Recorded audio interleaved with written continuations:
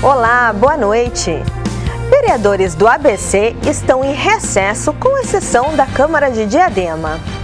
A Semana da Política em Brasília, com as últimas informações.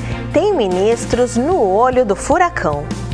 Recebemos aqui na TV Grande ABC o deputado federal Vicente Paulo da Silva, Vicentinho. Ele é um dos 2 deputados que representam o ABC no Congresso. E veja também, empresa de ônibus segue operando no ABC, mesmo multada. No Boletim Esportivo, tudo sobre a rodada do final de semana do Campeonato Brasileiro. E detalhes também da demissão de Rogério Ceni do comando do São Paulo. Participe conosco e envie mensagens pelo WhatsApp, anote aí, é 942429397. Hoje é segunda-feira, dia 3 de julho, e o Grande ABC Notícias está começando.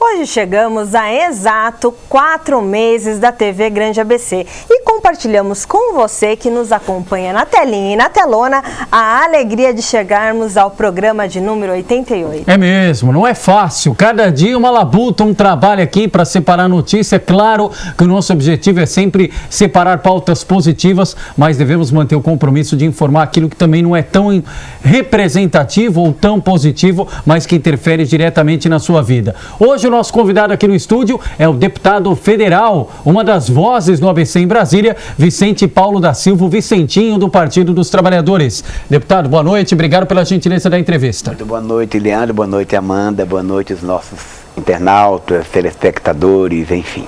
Boa noite, deputado. Hoje tivemos a prisão preventivamente do ex-ministro Gedel Vieira de Lima, acusado de tentar obstruir a Lava Jato, principalmente no que diz respeito à relação de Eduardo Cunha. Surpreendeu essa prisão? Olha, não, porque nós já imaginávamos que ele poderia ser preso pelo fato dele ser o nome citado de maneira muito intensa e denúncias outras, inclusive, né? Ele, como parlamentar na época e como ministro depois, ele sempre teve umas posturas realmente que nós achávamos esse é um deles. Então, eu só espero que ele tenha, como qualquer um outro, direito à defesa, né? E em sendo culpado, ele, qualquer um, tem que pagar. A sociedade precisa dessa prestação de contas. E o que o senhor está achando da Operação Lava Jato? Olha, fora os abusos, eu acho que a Operação Lava Jato ela tem que ser respeitada, ela tem que ser altamente considerada, e eu não sou daqueles que deve limitar a ação da Lava Jato. Devemos limitar, sim, a ação de pessoas, porque pode ser uma coisa constrangedora. Eu percebo que na justiça, no Poder Judiciário, também existe uma divisão. Não somente de uma instância para outra, mas de um juiz para outro juiz. E o juiz não pode, de maneira nenhuma, ser imparcial, seja lá quem for.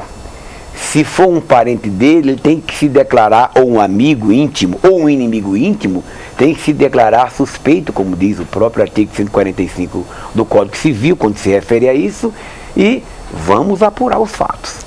Que não se pode, por isso que eu falo da questão dos abusos, é condenar as pessoas sem prova. Tem que fazer como, por exemplo, fizeram no Supremo Tribunal Federal. Havia denúncia, se buscou provas, inclusive, contra o próprio Michel Temer. Mas na sua avaliação, a conduta feita, por exemplo, em Curitiba pelo Sérgio Moro, é correta? Uma conduta que poderia ser muito correta, não fosse esse abuso que ele tem provocado. Quais, por exemplo? Veja o caso do Vacari. O Vacari não foi julgado em um caso na primeira instância, está preso preventivamente por um bom tempo e não bastou 2 juízes dizer, olha, não tem prova.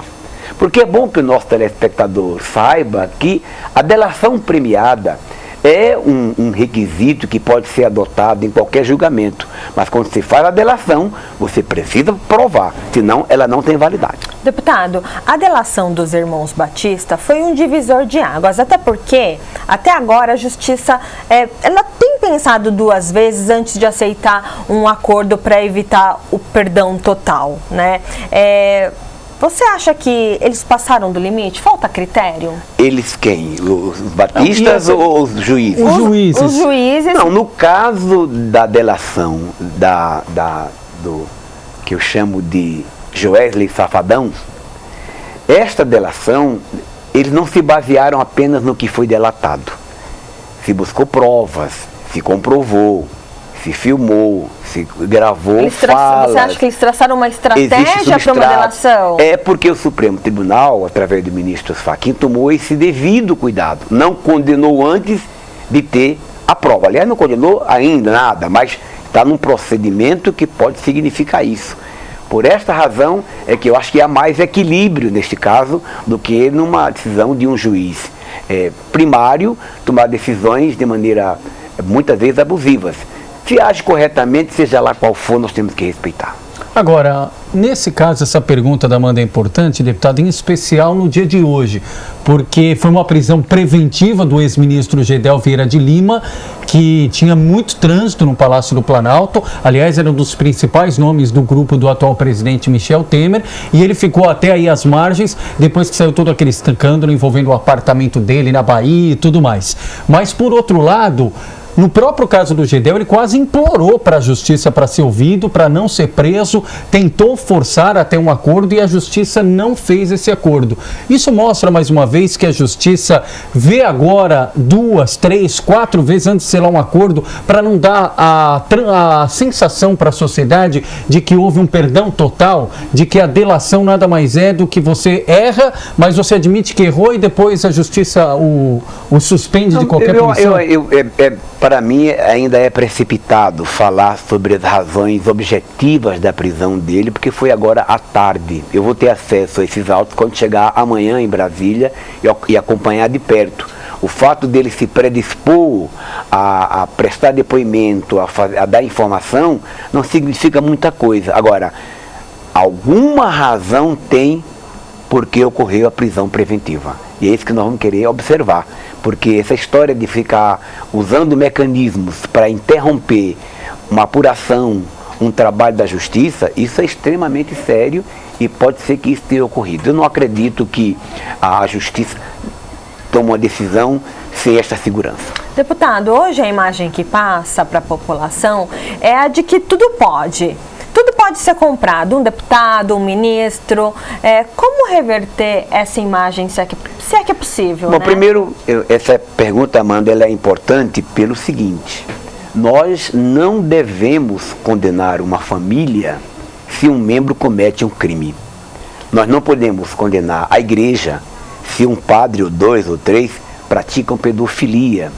Não podemos condenar os evangélicos por causa do Eduardo Cunha ou do Bolsonaro. Não podemos condenar um partido ou mesmo o Congresso. No Congresso nós temos muita gente séria. E as pessoas sérias até nem aparecem. O que aparece é a imagem negativa. Então essa imagem negativa ela vem sendo construída porque o que é ruim é divulgado. O que é bom, posturas boas, não vão divulgar. Então, eu acho que a própria mídia tem que tomar um grande cuidado no momento de prestar as informações e colocar todos os lados, senão fica essa imagem completamente negativa. É errado dizer, é político, é tudo ruim. Não, tem gente séria e quero dizer que no Congresso, eu também pensava assim quando eu estava na CUT, mas ao entrar lá dentro eu descobri que tem gente picareta, tem, e são muitos, mas de todos os partidos tem gente séria, que a gente pode ter divergência ideológica. Dá para falar em números, deputado? Dos 513 deputados, quantos ali dá para a gente separar do joio e do trigo? Não consigo contar, não consigo. O que eu posso dizer é o seguinte: do ponto de vista ideológico e de representação popular, isso é algo extremamente questionável. Não sob o aspecto da ética, mas da representatividade. Por exemplo, nós temos 188 deputados que se assumem empresário. Mas tem outros que são agrônomos, educadores, que são donos de universidade, donos de fazenda, não dizem que são empresários. Nós temos lá 5 metalúrgicos, 2 do estado de São Paulo. Nós temos 79 donos de grandes latifúndios. Nós temos lá 3 trabalhadores rurais. Nós temos lá apenas 11% de mulheres deputadas. Na sociedade, são mais de 50%. Nós temos lá 4,5%, 21 deputados negros. Na sociedade, é mais da metade. Então perceba que não é uma representação ideal.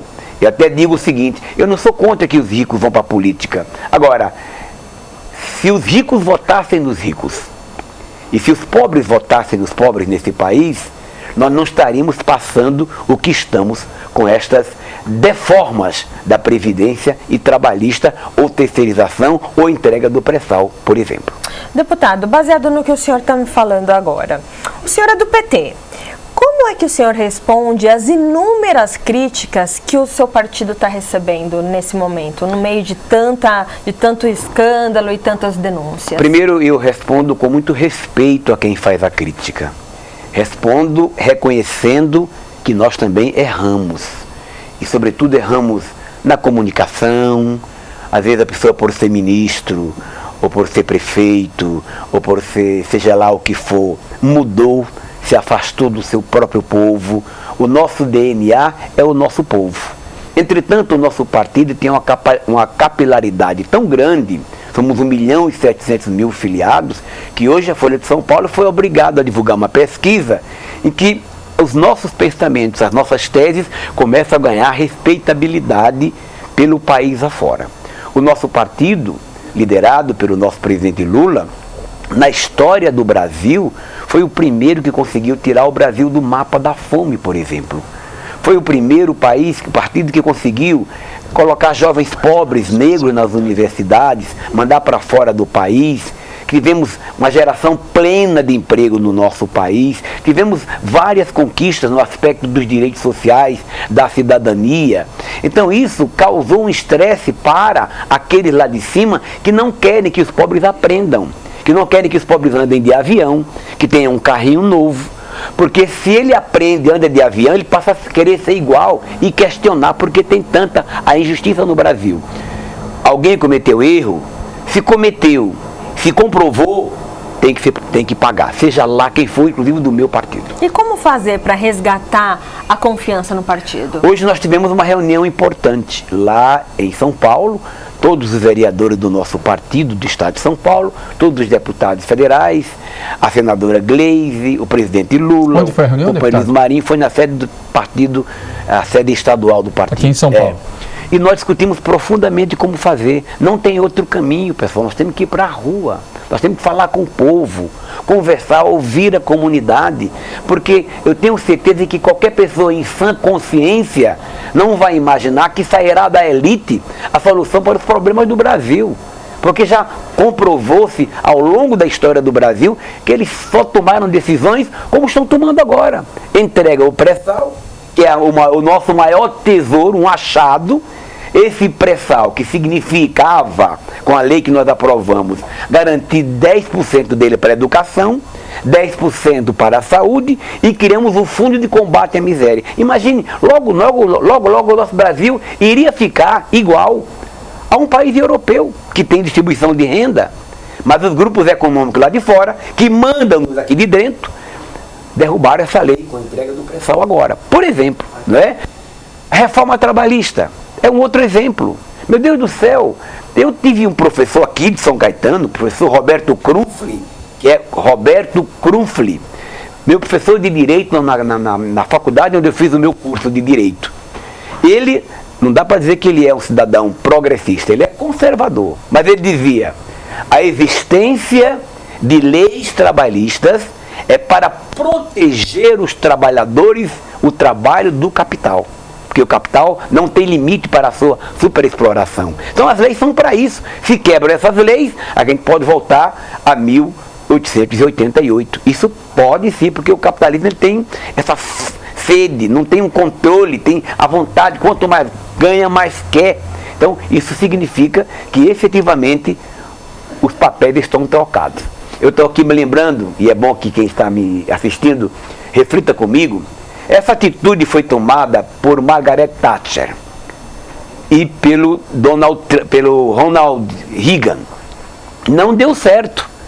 E hoje entra o Trump nos Estados Unidos e fala: o que eu quero para o meu país é que a riqueza do meu país fique para nós. Aqui ele diz: o que eu quero é que a riqueza do Brasil vá para eles. Aí não dá. Tem que haver um controle e tem que haver um intercâmbio, evidentemente, não vamos fechar perante o mundo, mas o Brasil precisa resolver os seus problemas. E não é assim, retirando direitos, quebrando a economia, porque se o povo ganha pouco, não compra, está desempregado, o mercado vai vender menos, a loja vai vender menos. E quanto menos vende, mais uma bola de neve negativa. A gente defende exatamente o contrário. Eu sempre defendi: se o trabalhador ganha bem, esse trabalhador vai comprar, vai produzir com qualidade, vai pagar mais imposto, vai se vender mais, vendendo mais se pedirá mais produção, tendo mais produção se pagará mais imposto, empresa gerará mais emprego. Esse é o caminho que nós defendemos e vamos continuar defendendo. Eu acredito que esse diálogo com a comunidade entenderá. Deputado, só para ficar claro para quem nos assiste, baseado no que o senhor acabou de falar, o que seria a elite e por que a elite não quer o bem do Brasil? Bom, a elite é uma coisa muito genérica, né? Quando eu falo na elite, eu falo muito mais na inteligência, naqueles que dominam a política. Por exemplo, no Congresso nós temos várias bancadas. Bancada ruralista, bancada de trabalhadores, bancada da bala, bancada não sei do que. E tem uma bancada que é uma bancada poderosa, sofisticadíssima, que ela nem aparece como bancada, que é a bancada dos banqueiros. Então, por exemplo, estes compõem a elite dominante do nosso país. Quem faz parte dessa bancada, deputado? Ou quantos fazem parte dessa bancada? Deve ter uns 100, mais ou menos. Os 513, você acha que esses 100? 100, eles seriam capazes de determinar o caminho político do Brasil? Sim, sabe por quê? Porque lá existe um conluio. Uma bancada de fazendeiros faz aliança com os banqueiros, que por sua vez faz aliança com os empresários, que por sua vez faz a aliança com segmentos conservadores. Há uma aliança tácita. Eu acabei de fazer um curso de economia na Unicamp. Minha tese, que já mandei para ser submetida à mesa, vou estar lá qualquer dia, a banca, se refere aos números e essa diferença que aí está. Elite, as pessoas de bem querem o Brasil muito bem, mas tem muita gente que não aceita que o Brasil melhore. É difícil acreditar nisso? Não. Por exemplo, os grandes latifundiários, os grandes coronéis, eles preferem que os seus trabalhadores sejam miseráveis. Sabe por quê? Porque quando chega a eleição vai ter que vender o seu voto, vai ter que trocar por uma dentadura, como tentam fazer no Brasil afora. Se as pessoas são inteligentes, eu quero lembrar aqui, por exemplo, o Dom Helder Câmara, que foi um bispo maravilhoso no Nordeste brasileiro. Ele dizia: meu Deus do céu, me tratavam, me consideravam santo quando eu distribuía comida de graça para o povo. Quando eu comecei a perguntar por que é que tinha tanta miséria, começaram a me xingar. Então ele fala: puxa vida, eu não posso deixar que esse povo cresça tanto. Que esse povo crescer tanto, vai aprender tanto e vai querer me questionar por que é que tem tanta miséria no nosso Brasil. Ah, pois pode acreditar que tem. Eu não estou falando do nosso povo aqui do ABC, não. Não estou falando os empresários, pequenos empresários, que dependem de nós todos para comprarmos. Estou falando daqueles que é um segmento que domina a economia no nosso país. O senhor acabou de falar assim que se eles tivessem educação, aí reticências. Então, a educação é o caminho? A educação, a formação, a politização é fundamental, um país avançado. Eu já tive a felicidade de conhecer grande parte deste mundo como presidente da CUT. Uma vez eu participei numa viagem na Suécia, por causa da Scania, e porque eu era um trabalhador da Mercedes-Benz, e cheguei lá na época de uma campanha eleitoral. Nem parecia que tinha campanha. O máximo que tinha era um quadro, exatamente igual ao outro quadro, nos pontos de espera, só aquilo ali. E lá tem uma lei que diz o seguinte: se tiver gente usando mais do que outro candidato, mais material, mais campanha, mais mídia, o povo tem o poder de parar para saber por que é que ele está fazendo isso mais do que os outros. Então, o povo evoluiu. É cidadania. Então tem país que o povo tem condição de derrubar. Deputado, o começo do Brasil não era insustentável. Deputado, voltando um pouquinho à questão do Partido dos Trabalhadores. Eu me recordo, até acompanhando várias campanhas do Lula em São Bernardo, com Luiz Marinho em 2008, na reeleição do Luiz Marinho em 2012, um pouco mais distante na campanha eleitoral do ano passado. O PT há muito tempo tem esse diagnóstico e lideranças como o senhor, em várias oportunidades, disseram publicamente: olha, o PT precisa voltar às suas bases, o PT precisa recuperar o diálogo com o filiado. E parece que o diagnóstico é claro, mas a solução parece ainda distante. O que falta para o PT iniciar esse diálogo com a militância e com a sociedade? Leandro, nós temos uma luta permanente. De vez em quando eu faço palestras em universidades, até fiz recentemente aqui, faz um mês, mais ou menos, menos de um mês, na Faculdade do Serviço Social. Uma importante palestra. Terminei a palestra, o povo, que coisa maravilhosa, que bom, muito obrigado. Aí eu saí com meu colega Adriano, entrei no carro e falei: rapaz, já pensou, enquanto eu falo aqui para 100 alunos, a grande mídia está falando para milhões de pessoas, hipnotizando, é Big Brother Brasil, é informações deturpadas. Então o nosso povo, quem é que não gosta de ver uma televisãozinha? Quem é que não gosta de acompanhar uma novelinha? Eu gosto. Agora, graças a Deus não me domina mais, mas nosso povo, existe um programa de manipulação da sociedade. E essa sociedade, eles não deixam a gente então, mas pensar. Até que ponto essa manipulação acontece? Porque nós vamos voltar àquela dicotomia. Afinal, a mídia só mostra coisa errada ou a mídia mostra o que infelizmente tem sido a sílaba tônica na política brasileira, que é escândalo envolvendo o partido A, B ou C? Não, eu acho que a mídia mostra muitas coisas belas, muitas coisas bonitas, mas esconde. Você é comunicador, você sabe disso. Você acha que ainda é um meio de manipulação de massas? Não tenho dúvidas. Se você ler alguns livros importantes que analisam isso, você... Então, o que acuou a militância do PT na sua avaliação, Vicentinho? Foi a mídia ou foi o juiz Sérgio Moro? Não, eu acho que o que acuou... Bom, vamos por parte, né? Nós tivemos as eleições do Lula, que diziam que ele não cumpriria nem o seu primeiro mandato. Cumpriu 2. Saiu com aceitação de 80%, estava todo mundo na rua. Depois tivemos a eleição da presidenta Dilma, que diziam que ela não seria eleita. E é claro que existe uma diferença grande entre a Dilma e o presidente Lula em termos de comunicação. A Dilma é mais fechada, embora seja uma mulher honesta e capaz, tanto é que até agora não tem uma denúncia contra ela e nem terá, não tem uma gravação, não tem um vídeo, uma mulher que foi vítima. Quando ela ganhou a segunda vez, aí ninguém aguentou mais. Lembrem-se disso. Eu estava no Congresso, não deixaram mais o governo aprovar medidas. As medidas importantes, porque o Brasil é como um avião. Você tem que tomar cuidado de todas as medidas, todos os passos, a velocidade, o tempo, para poder não cair a economia. Não deixaram aprovar porque continuaram com esse procedimento até acontecer o impeachment. Do nosso lado, aconteceram alguns erros. Às vezes erros de comunicação, decisões sobre política econômica, que a nossa militância não concordou. Qual, por exemplo? A própria política econômica do penúltimo ministro. A política de juros altos, né? A política que não estimula a produção, que não estimula a venda, mas que estimula a especulação. O último ministro da Dilma fazia isso, e sem conversar com ninguém. Então isso trouxe um baque muito grande, né? Quando um ou outro companheiro que cometeu comprovadamente algum crime, também deixa a nossa militância muito chateada muitas vezes.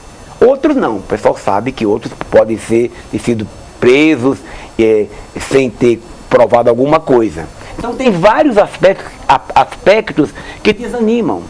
Mas, deputado, assim, a pouca compra e a baixa rotatividade da economia não se diz mais, não quer dizer mais ao atual estado econômico que o país atravessa do que um erro de comunicação do governo? Eu estou falando de erro de comunicação para justificar porque é que a nossa militância desanimou em determinados momentos. Na economia, o principal erro foi o Joaquim Levy. Joaquim Levy, eu estava querendo me lembrar. O ex-ministro da Fazenda. Na minha opinião, indicado pelo Trabuco. A política desenvolvida foi uma política que não satisfazia a nenhum de nós. Lembre-se, a gente vivia de emprego, todo mundo comprando carrinho novo, passagem, assim por diante. É claro que no sistema que nós vivemos, crise econômica sempre ocorre, em média, a cada 7 anos. E é preciso tomar medidas anticíclicas as mais corretas possíveis. E muitas vezes não aconteceu. Não aconteceu porque não ocorreu sensibilidade, mas não aconteceu porque não deixaram votar projetos importantes na Câmara dos Deputados e no Senado, por exemplo. Deputado, o senhor acredita que o Lula é o principal nome para 2018? Eu não tenho dúvidas. Eu tenho uma convicção muito grande. Vocês sabem que lá no Congresso, neste momento, nós estamos lutando muito pelas eleições diretas. Como o nosso ouvinte, internauta deve saber, a lei diz o seguinte: se um presidente é afastado, ou adoece, ou renuncia, ou falece, nos 2 primeiros anos do mandato, o presidente do Senado terá que convocar novas eleições diretas em 3 meses. Nos 2 anos seguintes, pela Constituição, terá que convocar uma eleição indireta em 30 dias. O que é eleição indireta? Os deputados e senadores apenas que elegerão. Já estão falando em Rodrigo Maia, já estão falando nesse ministro, esqueci o nome dele, nesse ministro Tucano, como é o nome dele? O atual ministro da Fazenda? Não, nesse ministro do Supremo Tribunal Federal. Gilmar Mendes? Gilmar Mendes, estão falando em outros. A minha certeza é que este Congresso está contaminado. Não tem condição para eleger um presidente da República que traga. Se fosse divergência que eram consagradas na época do Lula, do Mário Covas, do Montoro, do Ulisses Guimarães, que eram oposições, mas de alto nível, e tentassem buscar um nome que significasse este equilíbrio, lá dentro hoje não é assim. O ódio que estenderam para a sociedade, que também a grande mídia estendeu para a sociedade, está lá dentro. Então, o ideal, e por isso nós aprovamos uma PEC que diz que essa eleição indireta só poderá ocorrer faltando 6 meses para as novas eleições. Queremos aprovar esta PEC e assegurar que o povo decida. O povo decidindo, beleza, mas respondendo a sua pergunta, é neste caso que eu te respondo. Para mim, o Lula é o melhor candidato. Agora, se o povo não votar no Lula, não tem problema.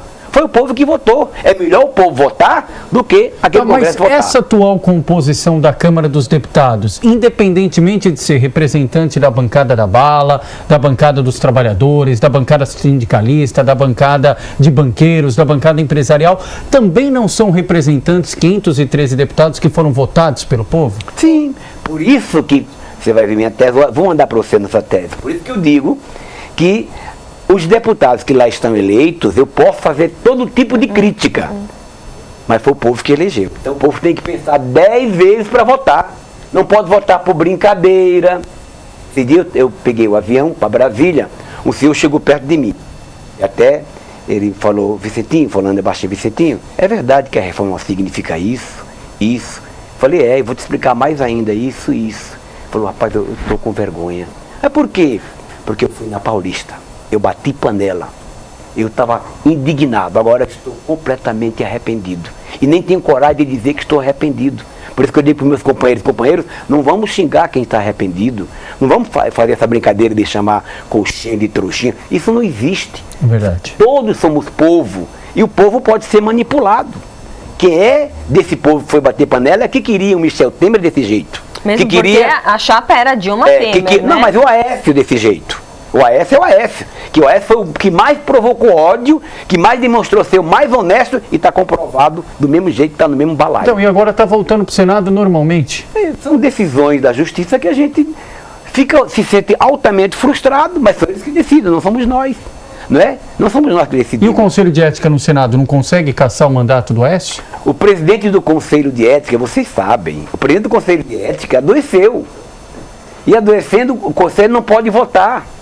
Ele está sendo, inclusive, questionado, porque adoeceu e, numa canetada só, absolveu, dizendo que não tinha nada contra o Aécio Neves. Tá.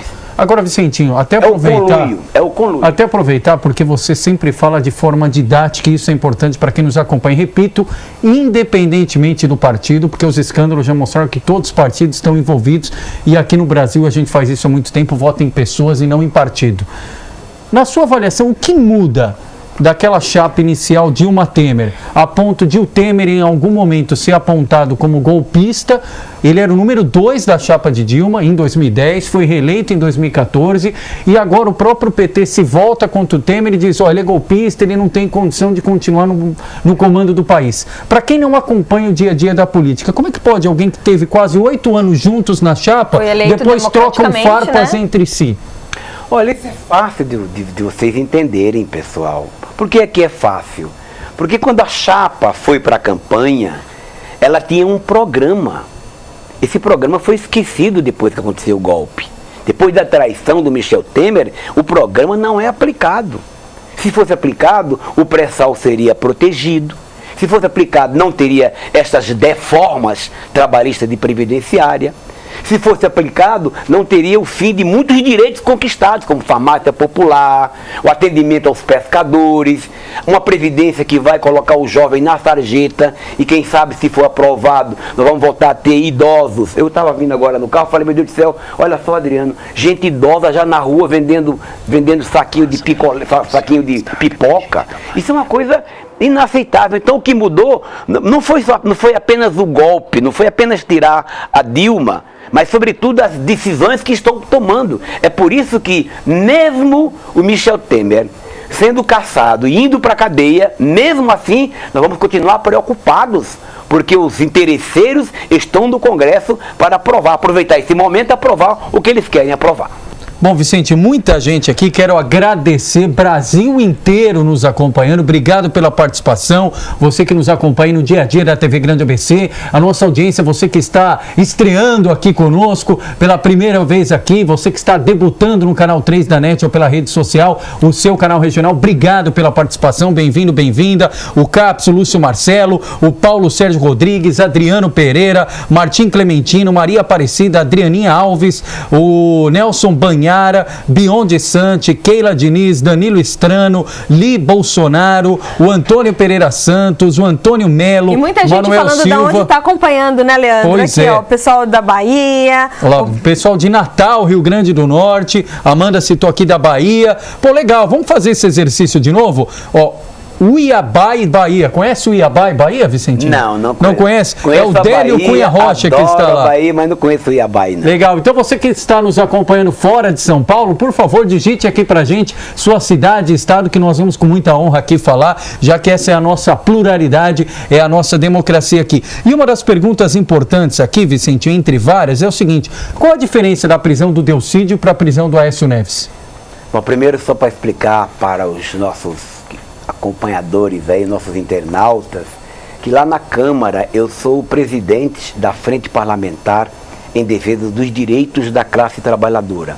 É uma frente parlamentar mista, eu sou o presidente do lado da Câmara, eleito pelos deputados, e o companheiro Paulo Paim é o presidente pelo lado do Senado. E eu estarei inteiramente à disposição de vocês, pessoal, também, para trocar ideia, também diretamente, e assim por diante.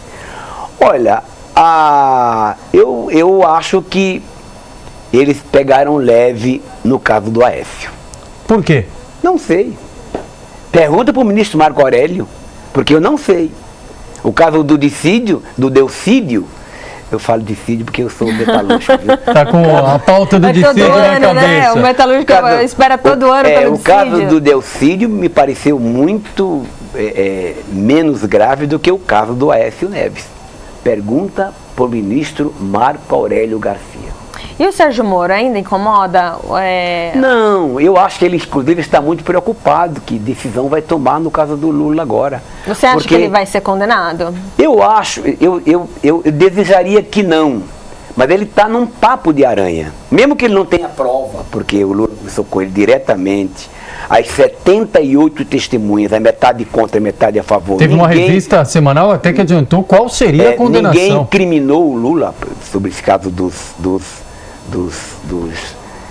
apartamento lá e assim do triplex no Guarujá. Então não tem uma prova, não tem um vídeo, não tem uma gravação, não tem absolutamente nada. Aliás, tinha uma gravação que o Moro não deveria fazer o que ele fez, de diálogos pessoais da esposa do Lula com seu filho, da presidenta Dilma, assim por diante. Mas uma prova concreta não tem. Ele deve estar pensando, meu Deus do céu, o que é que eu vou fazer? Se o Vacari, que não tinha prova, era o tesoureiro. Não deu certo, o que eu vou fazer com o Lula? Então ele deve estar numa situação bem difícil. Vamos aguardar. O senhor não é a favor que seja passado, que seja divulgado à imprensa essas gravações? Eu sou a favor. Existindo, por favor, divulguem. Porque isso acaba gerando uma certa comoção nacional, mas né? não tem uma contra o Lula do ponto de vista da ética, de que roubou, de que fez isso. Como tem do Aécio, como tem do Michel Temer, como deve ter desse que foi preso hoje e de outros mais. Gedel Vieira de Lima. E como é que o senhor vê o PT no ABC, que hoje está sem nenhuma prefeitura e já foi considerado o cinturão vermelho, porque chegou a 5 prefeituras aqui no ABC. 5 prefeituras, o nosso partido é o seguinte: primeiro, se vocês olharem direito, eu posso falar com mais profundidade de São Bernardo do Campo.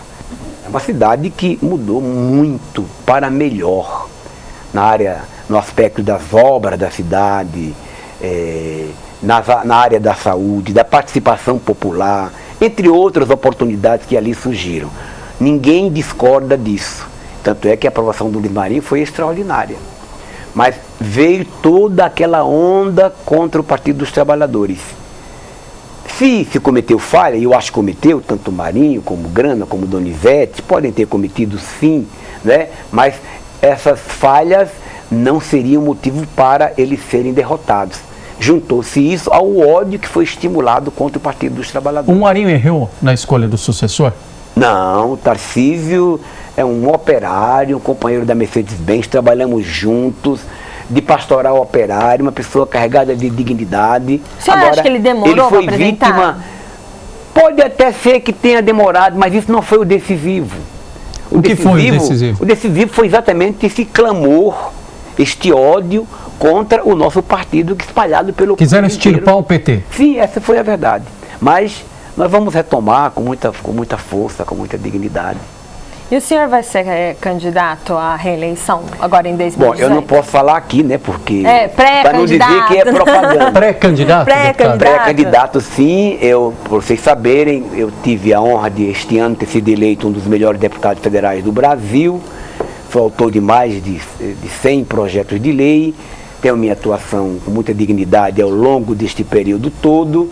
Sou um deputado da classe trabalhadora, sou um deputado que atua em defesa da classe trabalhadora, contra todo tipo de preconceito, seja ele religioso, seja ele sexual, seja ele de raça e assim por diante. Luta em defesa da cultura, do meio ambiente, enfim, tem uma cara muito bem definida no Congresso e vocês sabem disso. A luta em defesa dos direitos dos trabalhadores, porque eu entendo que o empresário vai ficar bem se os trabalhadores estivessem bem. Nenhum país do mundo está mal das pernas se o seu trabalhador estiver bem, porque todo mundo já sabe, compra, produz. Então, nessa perspectiva, o conselho do meu mandato, eu sou um deputado que poucos, eu não conheço quase nenhum deputado que tenha um conselho do mandato. Conheço o meu companheiro Barba, que é um deputado estadual. O meu conselho existe desde 2001, antes de eu tomar posse. E esse conselho é que decide todas as verbas que eu tenho o direito de indicar para as cidades, para os projetos. E esse conselho decidiu por unanimidade. Mas o que me fez pesar muito foi uma reunião que eu tive na casa do presidente Lula, em que ele falou: Vicentinho, você é uma figura que precisa continuar cumprindo esta missão, ainda mais agora. Nós temos poucos deputados que assumem essa cara dos trabalhadores e por isso estou inteiramente à disposição e sempre respeitando todas as candidaturas que surgirem. Deputado, quem é o maior, como eu posso dizer? Adversário do Lula? Bolsonaro ou Dória? Pelas pesquisas está dando Dória. Não, Bolsonaro.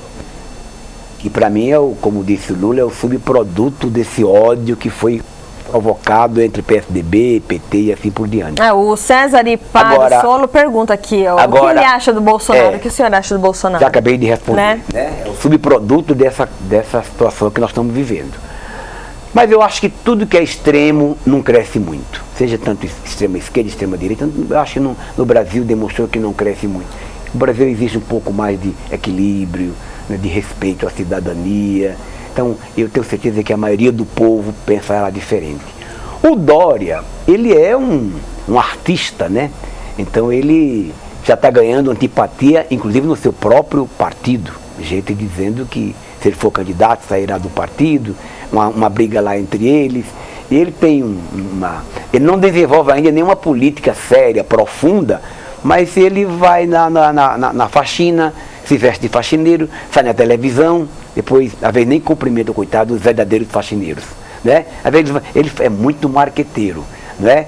Mas eu não sei até que ponto, nós temos que aguardar, porque está tudo muito bem indefinido. Só sei dizer que, com todos os ataques, o Lula é de cara em primeiro lugar. Pelo que o senhor conhece do Bolsonaro, do Jair Bolsonaro em especial, deputado federal, se o senhor tivesse uma oportunidade de debater com ele, qual seria a pergunta que o senhor faria, que o senhor acha que ele não responderia ou não responderia à altura? Bom, eu já debati com ele várias vezes. Um questionamento. De cara, chamando de moleque, inclusive, no plenário da Câmara.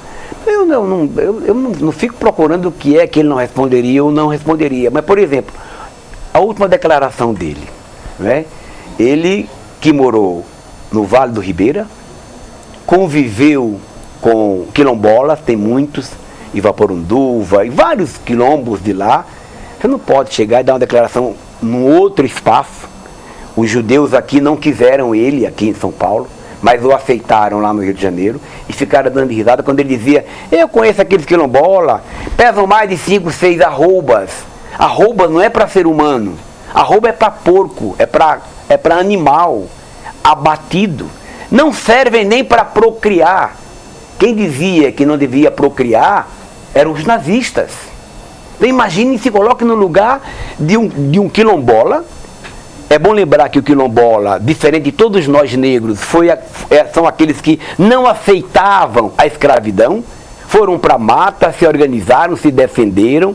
Postura como essa, ou chegar perto da nossa colega deputada e dizer: eu não quero você nem para estuprar, coisa parecida, não serve nem para ser estuprada. Eu não me lembro como ele, sei que ele está sendo processado por esse tipo de coisa. Essas posturas, agora dizer, eu não sei salvar, como é que ele falou? Ele falou uma coisa que meu jeito é matar. Vocês viram, essa semana ele declarou isso. São declarações bombásticas que alimentam alguns pensamentos que não tem a ver com a solidariedade, que não tem a ver com o respeito. Ninguém nesse país não pode ser julgado pela cor da pele, e sim pelo seu caráter. Ninguém pode ser julgado pela sua origem ou pela sua religião, e sim pela sua competência. Então, isso é muito ruim para todos nós.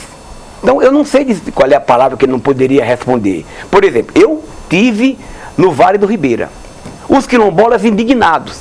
A família do Bolsonaro tem comércio lá em Eldorado, que por coincidência Eldorado é uma cidade que a padroeira de Eldorado é Nossa Senhora da Guia, a mesma padroeira da minha cidade, Acari, no Rio Grande do Norte. Gosto muito da cidade, ajudo a cidade. Qual que é a sua terra natal, deputado? Acari, Rio Grande do Norte. Quantos habitantes? Na verdade, a minha terra natal, onde eu nasci, foi num sítio, olha o nome, Sítio Maravilha, que era de um povoado, que hoje agora é cidade, chamado Campo Redondo, município de Santa Cruz. Olha que nomes bonitos. Quantos habitantes?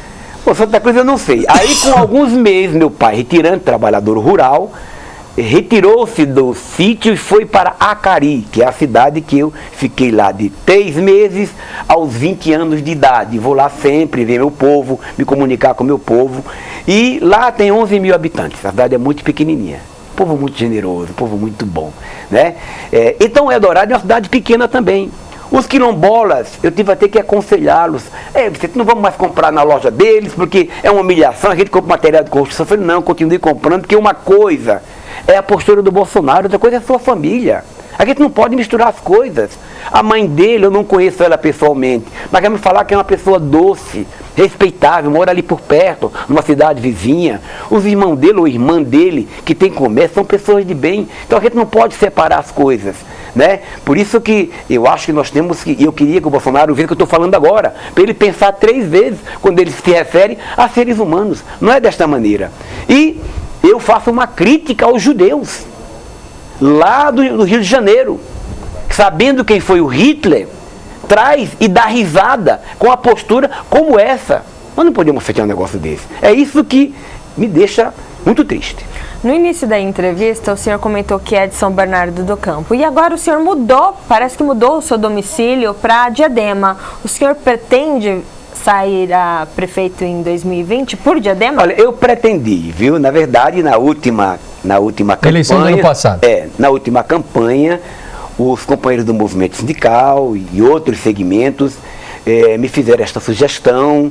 Eu refleti, ouvi mais gente e até o meu partido em São Bernardo, o Braz foi lá comigo até Diadema, mas não deu certo porque eu cheguei, digamos assim, bem em cima da hora, embora eu seja antigo na luta e tenho um profundo respeito pela nossa militância. O Maninho se colocou como candidato. Eu até queria o Felipe, vocês lembram disso? O ex-prefeito, deputado federal. Exatamente. Aí ele não quis, aí nós apoiamos o Maninho.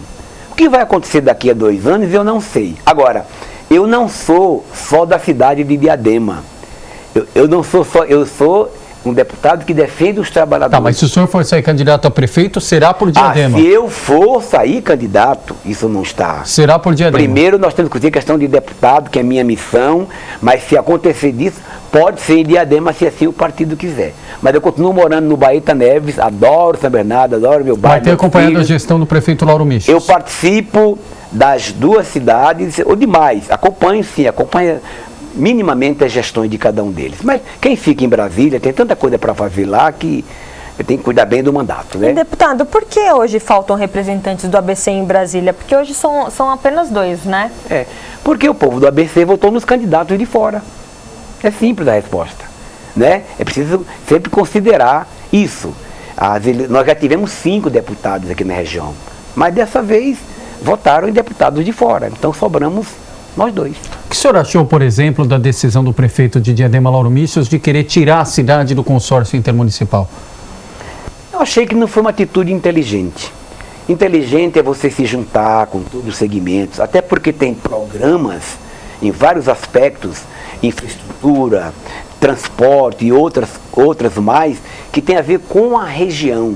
E Diadema é uma cidade em que o nosso povo de Diadema aprendeu muito a importância da solidariedade. Achei que não foi inteligente essa posição. O senhor vê com bons olhos o consórcio intermunicipal Grande ABC? Eu participei, inclusive, quando o Celso Daniel criou esse consórcio, tinha o da cidadania, que eu era parceiro com ele. Eu acho muito importante as cidades se entenderem, contribuírem. Afinal de contas, o ABC não é uma cidade isolada. Inclusive, tivemos agora a inauguração do escritório em Brasília, né? Teve a inauguração. Infelizmente, eu não pude participar na inauguração, mas eu acho boas essas articulações. O senhor não foi, mas o senhor apoia e acha importante. Sim, apoio, acho importante, acho necessário até. Vocês sabem, pessoal, que foi através do consórcio que eu indiquei uma emenda, uma verba parlamentar para o Hospital de São Caetano do Sul. Né, hospital, como é que é? Não, hospital que era... Hospital São Caetano mesmo. Hospital São Caetano. Aqui na Rua Espírito Santo. Que não deu certo, porque não era público o hospital. Isso. Então, aí não teve como fazer. Mas eu indico verba para toda a cidade, independente dos prefeitos que aí estão. O senhor não teve presente na inauguração do escritório por motivo de agenda? Sim, claro. Eu fui até convidado pelo nosso doutor Yuri, que foi presidente da UAB, esqueci o nome dele. O Leandro Pitino foi presidente da UAB?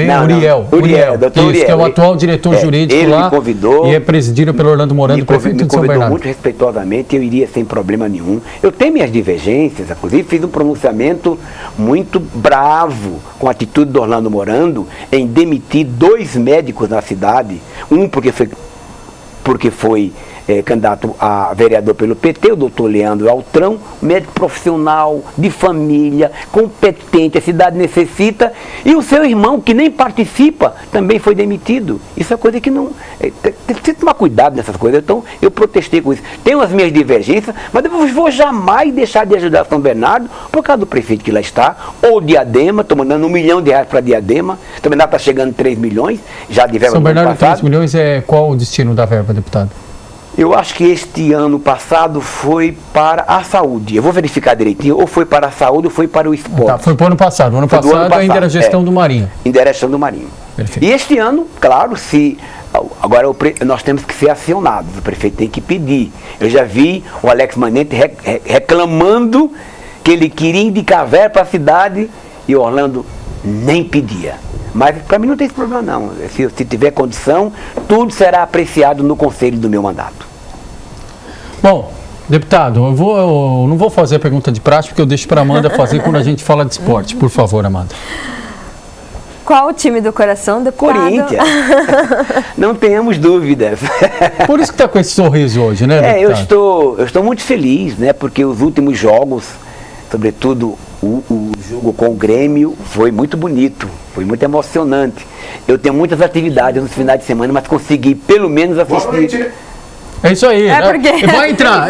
O senhor vai ver agora, deputado. Pode conferir, eu perguntei qual era o time do coração, porque eu já vou chamar agora. É o nosso correspondente esportivo. Mas pode ele é concluir. Corintiano também, não? Ele é corintiano também, mas não pode revelar isso. Não pode revelar, ele nunca revela. Não pode revelar. Ninguém sabe que ele é corintiano, porque o jeito que ele fala do Corinthians... O jogo contra o Grêmio foi fantástico. Me fez lembrar aquela época em que o Corinthians foi campeão de tudo. E contra o Botafogo ontem? Foi bom, mas aquele golzinho sofrido me deixou preocupado. Mas é claro que um errou pênalti, mas fez o gol. Pois é. Né? Então, um gol num momento como esse vale 3 pontos. Claro, e a liderança do campeonato. Agora é com ele, nosso comandante da Hora do Esporte, Luciano Luiz. Boa noite, Luciano. Boa noite, Leandro Amaral. Boa noite, Amanda Sinac. Um grande abraço a vocês. Está chegando a hora de falar de esportes aqui no programa Grande ABC Notícias. Ao meu lado, Paz, goleiro da equipe do São Caetano, do Azulão do ABC, que começou com um empate nesse final de semana na estreia da Copa Paulista 2-2 diante do Santos Futebol Clube. E o que mais doeu, né, Paz? Obrigado pela sua presença aqui com a gente no Grande ABC Notícias. Foi que o segundo gol, o gol de empate do Santos, saiu aos 45 do segundo tempo, a gente já comemorava a vitória. Foi um gol ali que foi um balde de água fria em cima da gente, né? Mas sabíamos também que ia ser um jogo bem difícil, que o Santos, queira ou não, tem um bom elenco também, mesmo sendo meninos novos, mas de muita qualidade. A gente vai ver esses meninos aí jogando no Campeonato Brasileiro, até Liga Europa, porque são os meninos de muita qualidade, mas agora é pensar já na Portuguesa, que temos que fazer bom jogo e conseguir 3 pontos fora de casa. Portuguesa Santista, que é o adversário da equipe do São Caetano, no próximo domingo, 10 horas da manhã, na cidade de Santos. Paz, um jogo importante, né? A Portuguesa, aliás, joga agora somente na terça-feira, né? Diante da Portuguesa da capital. Vai estar de olho, vai estar acompanhando esse jogo também? Não, então, o professor falou que vai lá acompanhar o jogo, né? Para saber um pouco da equipe adversária, mas a gente tem que fazer o nosso trabalho, fazer o nosso papel bem feito. A gente tem consciência que se a gente conseguir impor o ritmo e jogar o que a gente vinha jogando na A2, a gente tem certeza que a gente vai brigar aí pelo título da Copinha, a vaga. Pois é. E hoje, de uma forma especial, ainda o entrevistado aqui, goleiro de São Caetano, ficou hora importante aqui no estúdio, no Hora do Esporte, deu uma entrevista maravilhosa, você pode acompanhar inclusive pelo nosso Facebook da TV Grande ABC, ou a reprise logo mais da Hora do Esporte a partir das 10 da noite. Mas quero chamar a atenção porque o grande assunto, assim como a política hoje foi marcada pela prisão preventiva do ex-ministro Gedel Vieira de Lima, no esporte a grande bomba foi a demissão do técnico de São Paulo, Rogério Ceni. Ninguém esperava por isso, apesar de São Paulo ter encerrado a 11ª rodada na zona de rebaixamento. O São Paulo agora perde Rogério Ceni, que foi demitido depois de uma reunião no comecinho da tarde desta segunda-feira. E, aliás, até agora há pouco, a diretoria de São Paulo estava ali já a postos no intuito de saber quem seria o substituto de Rogério Ceni. O nome mais falado era do ex-treinador santista Aliás, além do ex-treinador santista, ele tem o nome também do ex-treinador da equipe do Cruzeiro, o Mano Menezes, que estava na Berlinda aí, já muita gente diz que ele pode ser o novo treinador de São Paulo, outros nomes aí também nessa história, mas o ex-treinador santista, o Dorival Júnior, é o mais cotado. E o Luciano Luiz, que acompanha tudo de perto, tem as últimas informações a respeito do adeus ao ídolo de São Paulo, Rogério Ceni, que saiu aí com 49% de aproveitamento. Pois não, Luciano? Boa noite, Leandro Amaral. Boa noite, Amanda Sinac. Após o boletim do esporte aqui no programa Grande ABC Notícias, entro em caráter extraordinário para informar. Rogério Ceni não é mais o treinador do São Paulo Futebol Clube. Após a derrota de ontem diante do Flamengo, que colocou o time do Morumbi na zona de rebaixamento, hoje o São Paulo é o 17º colocado do Campeonato Brasileiro, a diretoria decidiu demiti-lo do comando técnico do São Paulo. Tricolor, o mito São Paulino deixa de ser o comandante técnico, sai ele e toda a sua comissão técnica. Não fez um bom trabalho no São Paulo, não foi bem no Campeonato Paulista, nem na Copa Sul-Americana, muito menos na Copa do Brasil, e vem fazendo um retrospecto ruim no elenco no que diz respeito ao Campeonato Brasileiro. O próximo jogo do São Paulo será diante do Santos Futebol Clube no estádio da Vila Belmiro. Vale lembrar que 2 nomes estão muito bem cotados, Dorival Júnior e também Marcelo Oliveira, 2 nomes que agradam a diretoria do São Paulo, que agora espera trabalhar visando um pouco mais de tranquilidade na sequência deste Campeonato Brasileiro. Lembrando, o São Paulo ainda não caiu para a segunda divisão do futebol brasileiro.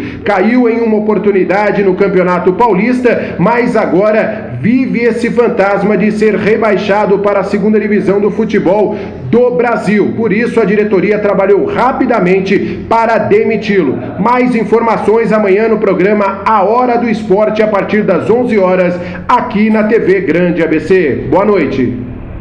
Obrigado, Luciano Luiz, nosso apresentador do Hora do Esporte, de segunda a sexta, das 11 ao meio-dia. E essa notícia que caiu como uma bomba. Surpreendeu, Vicentinho, como corintiano, saber que o ídolo Rogério Ceni caiu? Eu me lembrei do Zico, quando o Zico dizia que ele jamais queria ser técnico do Flamengo para o ídolo não ser vaiado, não ser criticado.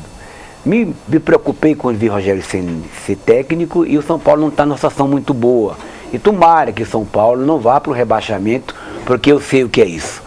O Timão, sofremos barbaridade com isso e que retome ao bom espetáculo, ao bom futebol que o São Paulo tem. E rapidamente aqui, a principal polêmica agora é a multa, porque no contrato firmado com a direção do Tricolor, o Rogério Ceni fez um contrato de meta, ou seja, de produtividade. Se ele tivesse um desempenho superior aos seus 3 antecessores, que na média deram 47% de aproveitamento, em caso de rescisão de contrato, Vicente, ele teria uma multa rescisória de 5 milhões de reais. E o aproveitamento de Rogério Ceni foi de 49%. Resta saber, foi demitido e receberá os 5 milhões ou fez um acordo com o São Paulo e vai abrir mão dessa multa milionária rescisória? Vamos aguardar nos próximos momentos e amanhã, 11 horas da manhã, com o Luciano Luiz, todo este resumo. Vicentinho, obrigado pela gentileza da entrevista, sucesso em Brasília e estamos sempre à disposição aqui para atualizar as informações e prestação de contas do mandato. Muito obrigado, meu amigo.